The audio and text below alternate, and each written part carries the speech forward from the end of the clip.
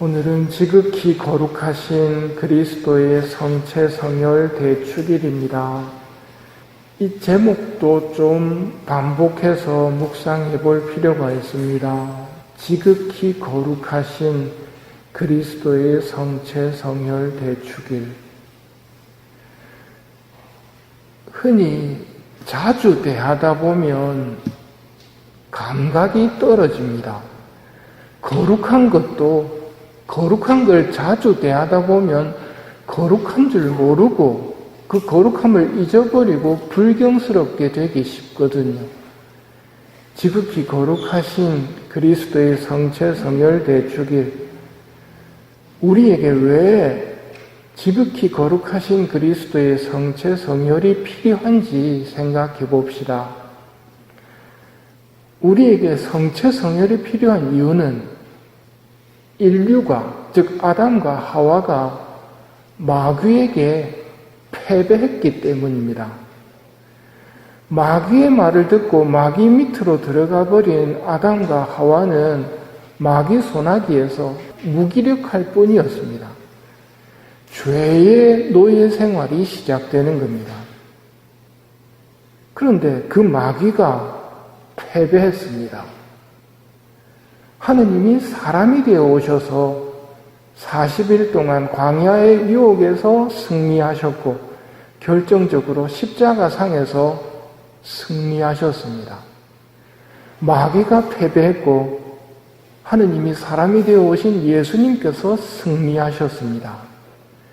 이제 우리 인간에게 마귀를 이기는 법이, 죄의 노예 생활에서 벗어나는 법이 열렸다는 말입니다.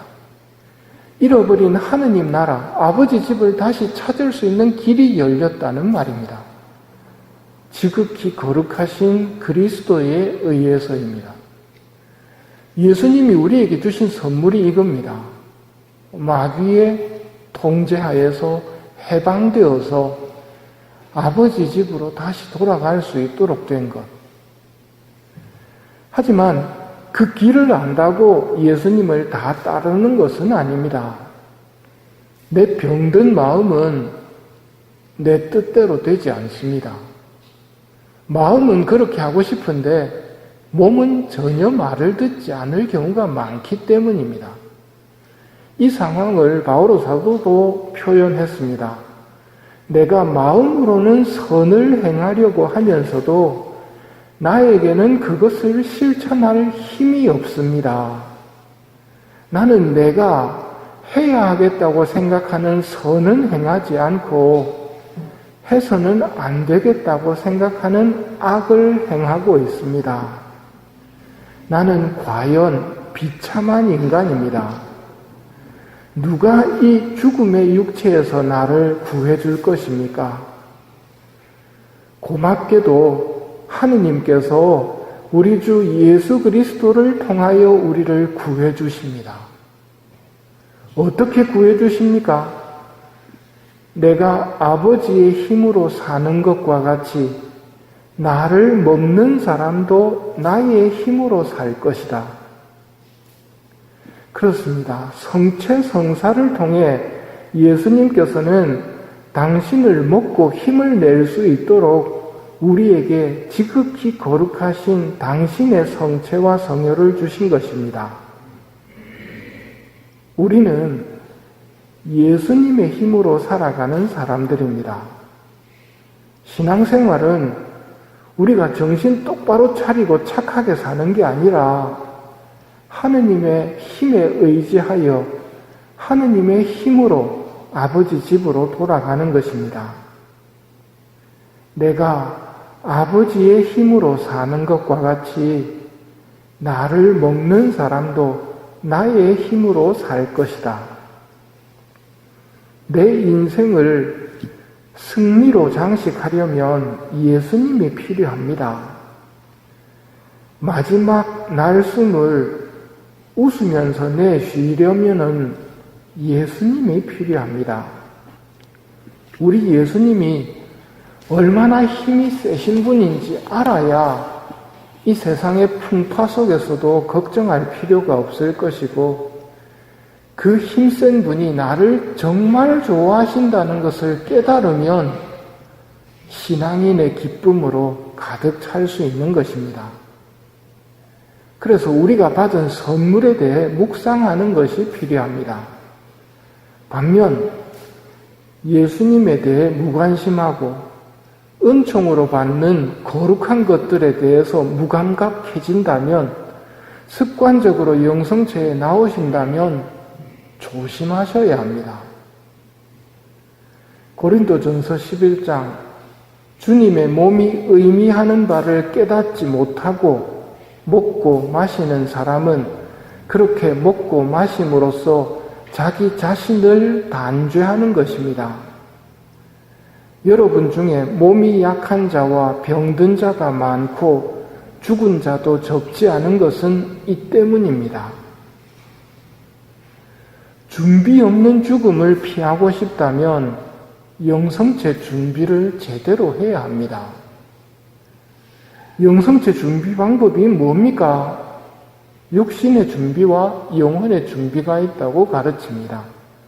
육신의 준비는 영성체 1시간 전부터 음식이나 음료를 먹지 않는 공복제를 지키는 것이 육신의 준비입니다. 영성체를 준비하는 영혼의 준비는 죄가 없는 상태에서 예수님을 내 안에 모셔드려야 됩니다. 만일 죄가 있는 대죄 상태라면 고해성사를 통해서 깨끗한 영혼으로 주님을 맞아야 합니다. 당연한 말이지만 영성체를 하려면 온전한 미사 참례가 있어야 합니다. 미사 시간에 늦었으면 겸손되이 신령성체를 하십시오. 지극히 거룩하신 그리스도의 성체 성혈 대축일입니다. 생각을 해보십시오. 영성체를 통해 내 안에 하느님이 오십니다. 우리 집에 신부님이 온다고 해도 청소하겠지요.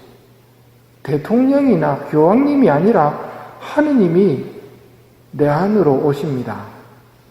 그것도 나를 도와주러 오십니다. 그렇다면 당연히 그 은혜에 합당한 준비를 해야 합니다. 나는 하늘로부터 내려온 살아있는 빵이니 이 빵을 먹는 사람은 영원히 살리라. 내가 아버지의 힘으로 사는 것과 같이 나를 먹는 사람도 나의 힘으로 살 것이다. 고 하시며 당신의 살과 피를 주시는 성체성사입니다. 이 성체성사와 관련해서 곱비 신부님에게 주신 성모님의 말씀을 들어봅시다. 오늘날 극심한 무관심과 배은망덕이 감실 속에 계시는 예수님을 둘러싸고 있다. 그분의 수많은 자녀들은 예수님께서 감실 안에 계시지 않기라도 한 듯이 성당에 들어와서도 참으로 현존하시는 하느님인 그분께 대한 의식이 없다. 오늘날 내 성심에 가장 고통스러운 가시관은 성체께 대한 모독이다. 이 시대에는 너무도 많은 사람이 모령성체를 하고 있다. 미사가 거행될 때마다 모령성체가 행해진다고 해도 과언이 아닐 정도다. 왜 이렇게 됐을까요? 우리를 도와주러 하느님이 당신의 살과 피를 빵과 포도주의 형상으로 내어주시는데 왜 이렇게 무관심하게 됐을까요? 사람들의 눈치는 보면서 하느님의 눈치는 보지 않는 이런 모습은 무엇 때문일까요? 너무도 생각하지 않고 살기 때문입니다. 신앙인은 보이는 것에 마음을 두는 사람이 아니라 보이지 않는 것에 희망을 거는 사람이 참 신앙인입니다. 근데 언제부턴가 보이는 데만 신경을 쓰는 신앙인이 되어버린다면 다시 마귀한테 속아 넘어가서 마귀 밑으로 들어가는 꼴이라는 말입니다. 당신의 몸을 내주시어 우리를 도와주시는 예수님을 묵상하며 영성체를 준비하고 성체 안의 예수님을 자주 찾아 배울 수 있는 은총을 구하도록 합시다.